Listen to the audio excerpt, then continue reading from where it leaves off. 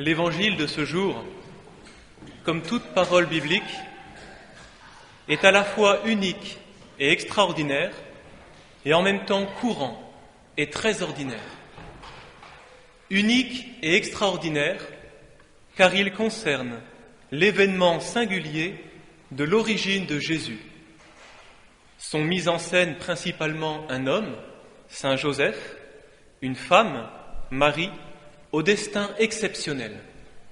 Destin exceptionnel de Marie, enceinte par l'action de l'Esprit Saint et qui va donner le Sauveur au monde. Destin non moins exceptionnel de Joseph, que l'Évangile présente comme un homme voulu par Dieu autant que Marie.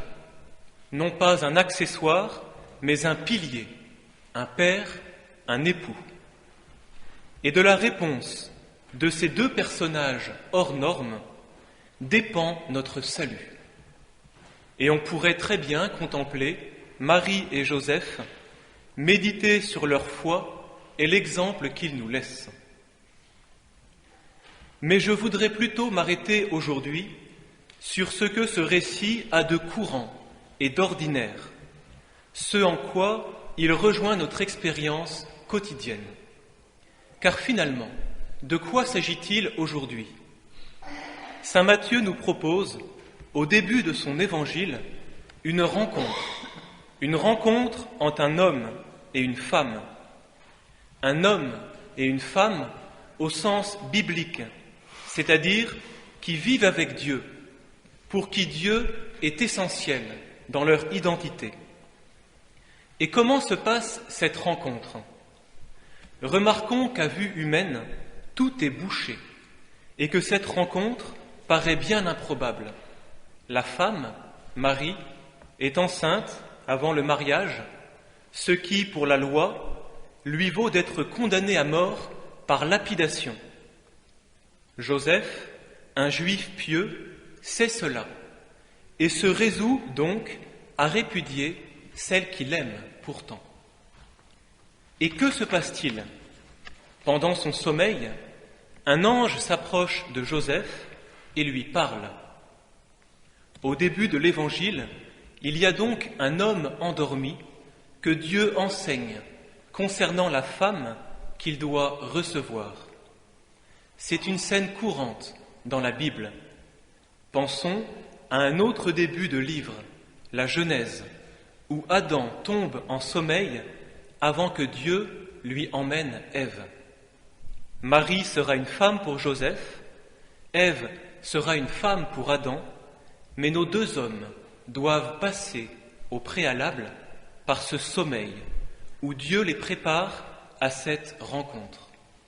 Le sommeil est le signe d'une confiance nécessaire.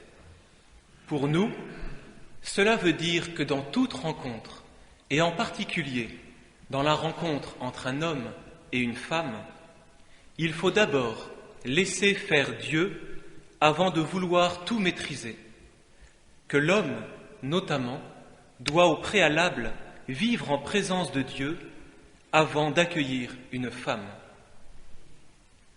Dans cette rencontre homme-femme, la situation exceptionnelle de Joseph et de Marie est en fait, pour nous, une expérience habituelle, celle de toute rencontre authentique que Dieu ménage entre un homme et une femme.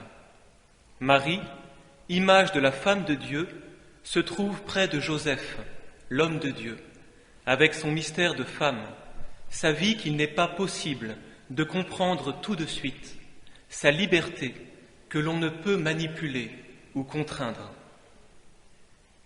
Ce passage d'Évangile nous dit aussi que lorsqu'une telle rencontre semble complètement bouchée à vue humaine, l'accueil de Dieu par l'un et l'autre ouvre des issues, car rien n'est impossible à Dieu.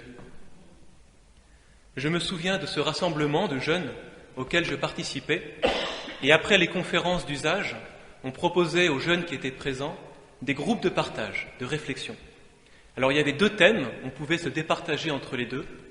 Le premier thème, c'était comment savoir si c'est lui ou si c'est elle pour la vie.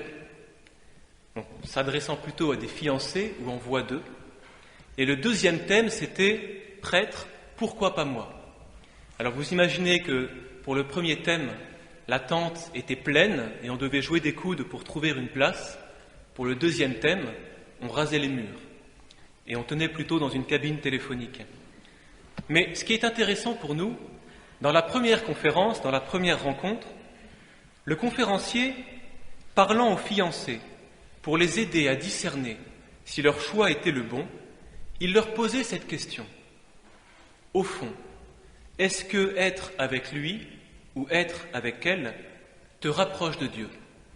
Au fond, même si lui ou elle est rempli de défauts, même si il ou elle n'est pas forcément un pilier d'Église, est-ce que être en sa présence t'aide à te rapprocher de Dieu?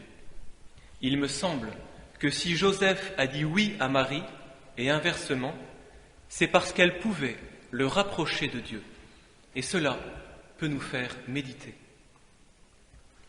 Ce passage d'Évangile est aussi riche d'enseignements sur les relations dans un couple, en famille ou dans une communauté.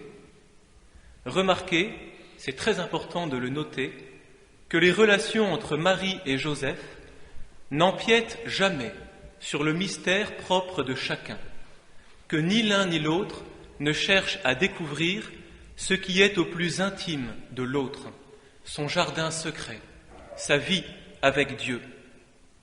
C'est essentiel. Il y a quelque chose chez l'autre qui m'échappe, fût-il mon conjoint, fût-il mon frère. C'est pour cela que Joseph est prévenu par un tiers, l'ange, au sujet de Marie.